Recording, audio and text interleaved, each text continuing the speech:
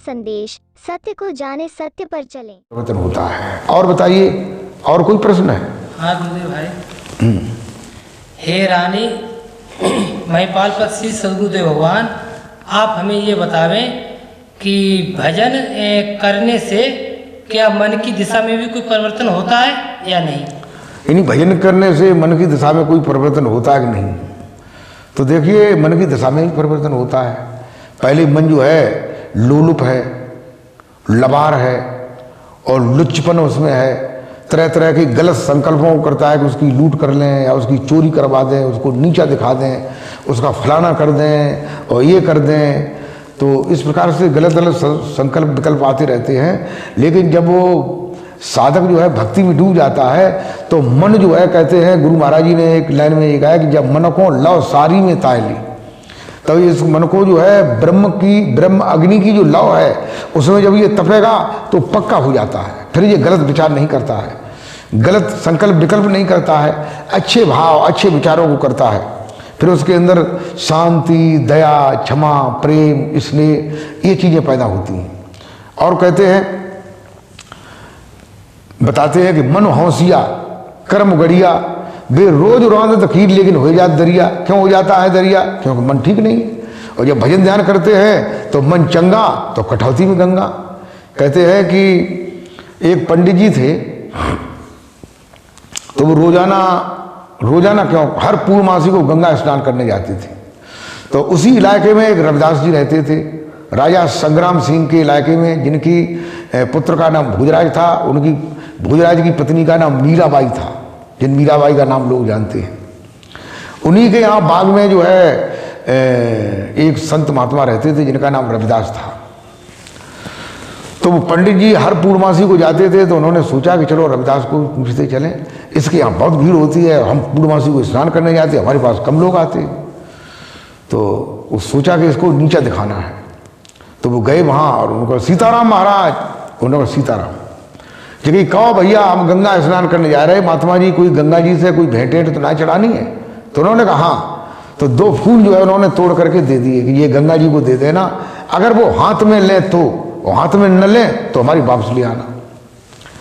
तो पंडित जी जो है पहले तो जरे के राख हो गए, फिर सोची कि चलो कोई बात नहीं, बाद में सबक देंगे इसको। ले गए, फिर उन्होंने स्नान किया। स्नान करने के बाद निकल आए और फिर तो उन्हें ध्यान आया कि फूल रखे हैं रविदास के, इन्हें भी देख लूँ। तो फिर उसके गए, उन्होंने कहा गंगा मैया ये रविदास ने फूल दिए हैं, अगर तुम हाथ निकालो तो मैं तुम्हें दे दूँ। तो कुबुक से एक हाथ आया तो उसमें उन्होंने फूल रख दिए।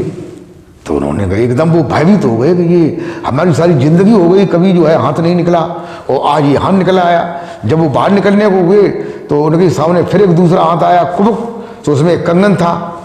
तो और कंगन जो है उन्होंने ले लिया और ये कहा कि ये मेरे भक्त रविदास को दे देना। तो उन्होंने कहा ठीक है। फिर वो चले आए। आधी रास्ता तय की, तब तक तो उनको रविदास के गुणानुवाद, रविदास की भक्ति याद आती रही। और जैसे नज़दीक पहुंचते गए, फिर उन्होंने अपनी जाति और अपना धर्म और अपना वैभव, अपना यश, अपना मान सम्मान, इसकी याद आ गई। तो उन्होंने कहा रविदास को नहीं देंगे। फिर उन्होंने राजा संग्राम सिंह को के जो पुत्र भोजराज सिंह थे, वो गद्दी में बैठे थे, उनको जाकर के दी। तो उन्होंने क्या काम किया, उन्होंने अपने रानी को दिया जाकर के, मीराबाई को। मीराबाई ने कहा कि तो बड़ा सुंदर कंगन है। तो उन्होंने कहा ये कहाँ से मिला? तो उन्होंने जो है सवेरे के ये तो मालूम नहीं। तो सवेरे जो है उन पंडित जी को बुलवाया।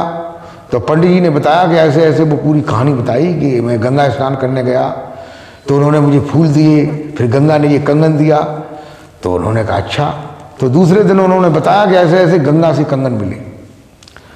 फिर मीरा जो है वहाँ सदगुरु रविदास से मिलने के लिए गई, डोली में बैठ के। जब वहाँ पहुँची तो उन्होंने कहा आप कोई नहीं जाएंगे, मैं ही जाऊँगी। फिर उन्होंने दंड प्रणाम किया और उनसे बातचीत की और कंगन दिखाया। ये उन्होंने कहा कि ये एक हाथ में तो ये अच्छा बन रहा है और दूसरा हाथ खाली है। तो उन्होंने अपने शिष्य से पानी भरवा करके कठौती में मंगवाया और उन्होंने कहा मीरा से कि कहो चंगा। तो मीरा कहने लगी चंगा। बिनी फिर कहो चंगा। बिनी फिर चंगा कहा। बिनी फिर कहो चंगा। बिनी चंगा। तो रविदास ने कहा मन चंगा तो कठौती में गंगा। तो कहने का मतलब ये है कि मन तभी चंगा होता है जब हृदय में अच्छे विचार होते हैं, भक्ति होती है। हे हंसों के परमहंस स्वरूप श्री सद्गुरुदेव भगवान, आप हमें ये बतावें, जब साधक साधन योग अभ्यास करता है तो वो धीरे धीरे पकने लगता है, फिर उसे जो है संसार का राग द्वेष भासता है या नहीं? फिर तो राग द्वेष कम हो जाता है, फिर उसके अंदर प्रेम, श्रद्धा, भाव, अच्छे अच्छे विचार आते हैं, सब में वो अपने इष्ट को देखता है, तो राग द्वेष फिर कहाँ है? फिर भक्ति उदय हो जाती है, ज्ञान वैराग्य पैदा हो जाता है। और बताइए, और क्या प्रश्न है? हे गुरुदेव भगवान, आप हमें ये बताएं कि जब साधक भजन ध्यान करता है तो जो स्वप्न आते हैं, फिर वैसे ही स्वप्न और आते हैं, उनमें कोई अंतर होता है? इन्हीं जब साधक जो है भजन ध्यान करता है तो स्वप्न वैसे ही आते हैं कि अंतर हो जाता है? अंतर हो जाता है। देखो, फिर बहुत अंतर हो जाता है। फिर वो सपने में गुरु जी को देखता है, सपने में सत्संग सुनता है, सपने में संत महात्माओं की संगत देखता है, सपनों में जो है एक दूसरे से प्रेम करता है कि मेरा प्रभु सबके अंदर विद्यमान है।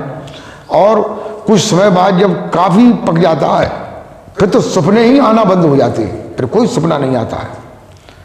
और बताइए, और कोई प्रश्न है? हाँ बताइए।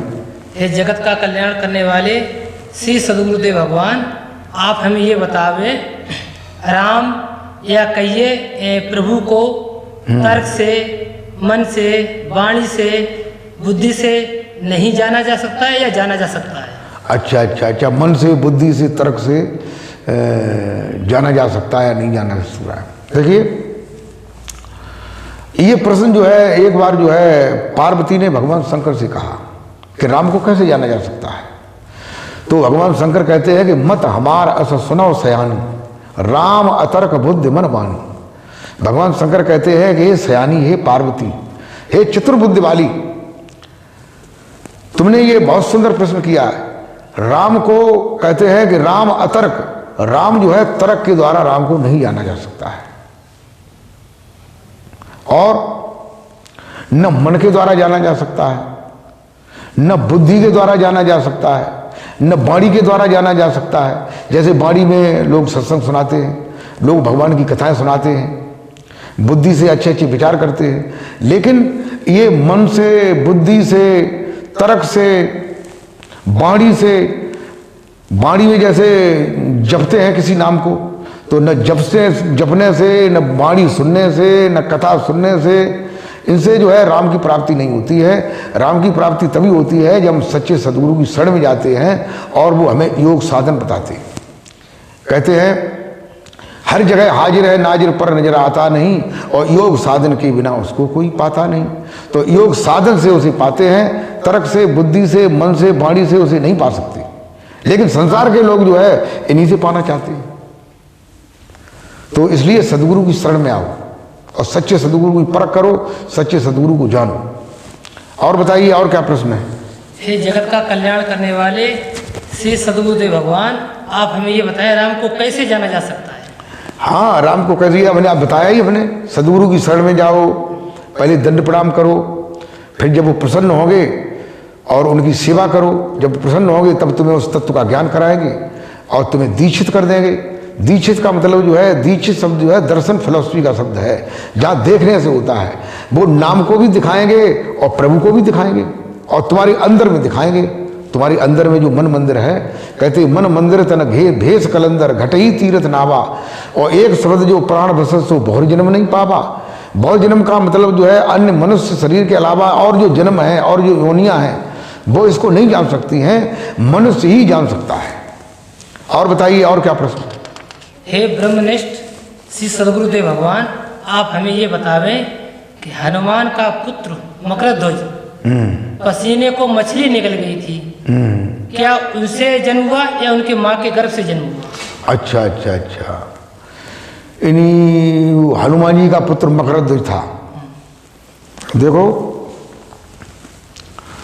अब जो है कुछ बातें ऐसी होती हैं कि लोग नहीं जानते हैं और वो अंधविश्वास में फैलती रहती हैं, और लोग उसको उसके सच्चे के बारे में जो है बताना भी नहीं चाहते कि किसी को खराब लग जाए। और कहते हैं कि साची कहे संग छुट जाए और बिना कहे रहो ना जाए।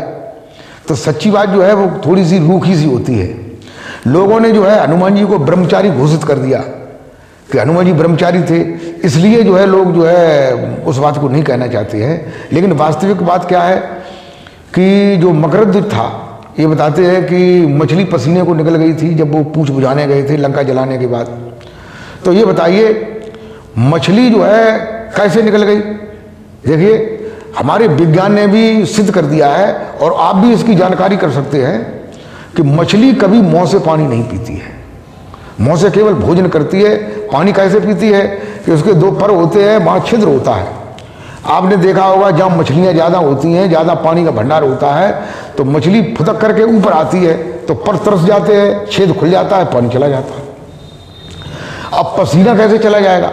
और फिर पसीना तो पसीना है, मनुष्य का जन्म तो बिंदु से होता है, रज बिंदु से है, तो वहाँ जो है पसीने से कैसे हो जाएगा? और फिर मछली का प्रजनन 17 दिन में मछली अंडे देती है। एक व्हेल मछली ही ऐसी होती है जो 21 दिन में जो है अंडे नहीं बच्चे देती है। मछली जो है कभी मुंह से पानी नहीं पीती है। वो बहुत से जल के भंडार होते हैं, उसमें जब ऊपर को प्यास लगती है तो फदकती है तो उसकी पर सतर हो जाते हैं और छिद्र खुल जाते हैं, तो उसी से पानी चला जाता है।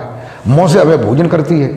और फिर मछली का अपना मुंह फाड़े हुए बैठी थी पानी में, समुद्र में, कि वो पूंछ बुझाने आएंगे, पसीना गिरेगा, हम मुंह में ले लेंगे। और फिर मछली का प्रजनन जो है 17 दिन में मछली अंडे देती है। व्हेल नाम की एक मछली होती है, वो 21 दिन में बच्चे देती है, अन्य सब जो है अंडे देती हैं। जब मकरध्वज जो है राम लक्ष्मण को चुरा ले गया था तो 17 दिन ही हुए थे पाताल लोक में, तो वहां पर जो है मकरध्वज ड्यूटी पे थे। तो बताइए 17 दिन में, और जबकि मनुष्य का प्रजनन 9 महीने और 10 दिन में होता है और उनको 17 दिन हुए, तो ये बात कहां तक सत्य हो सकती है? भाई कोई बात झूठ है, कहां तक उसको सत्य कर सकते हैं? लेकिन लोगों को ये नहीं मालूम है कि सुग्रीव, बाल सुग्रीव 2 भाई थे। सुग्रीव की पत्नी का नाम रूमा था और रूमा की एक लड़की थी, उसका नाम क्या था? पद्मपरागा था। तो पद्मपरागा की शादी जो है वो हनुमान जी से हुई थी, उनसे ये पुत्र मकरध्वज पैदा हुआ था। और एक शादी और हुई थी, ये बताते हैं कि सूर्य की पुत्री थी, उस सूर्य की पुत्री से इनका जन्म हुआ था मध्य प्रदेश में, एक आज भी मंदिर बना हुआ है। तो ऐसे इनकी 2 शादियां हुई थी, तो इससे ये मकरध्वज पैदा हुए थे, पूंछ से नहीं, पसीने से नहीं। ये बिल्कुल जो है कपोल कल्पित बात है। हे गुरुदेव भगवान, मैं अपने इन प्रश्नों को लेकर मैं बहुत से संतों के पास गया, जैसे राधा स्वामी, भोले बाबा, और कहीं पर भी मुझे संतुष्टि नहीं मिली। अच्छा अच्छा। और आपका दयाल मत संदेश चैनल के माध्यम से और सत्संग सुन के मैं इन प्रश्नों को लेकर आपके पास आया। अच्छा ठीक ठीक। अब मुझे इन प्रश्नों का समाधान जो है गुरुदेव भगवान आपके चरणों में मिल गया है। अच्छा ठीक ठीक। अब मैं जो है आपकी सेवा में रहना चाहता हूँ। ठीक ठीक ठीक। हे सदगुरुदेव भगवान, आपके चरणों में कोट कोट प्रणाम करता हूँ। आयुष्मान भव।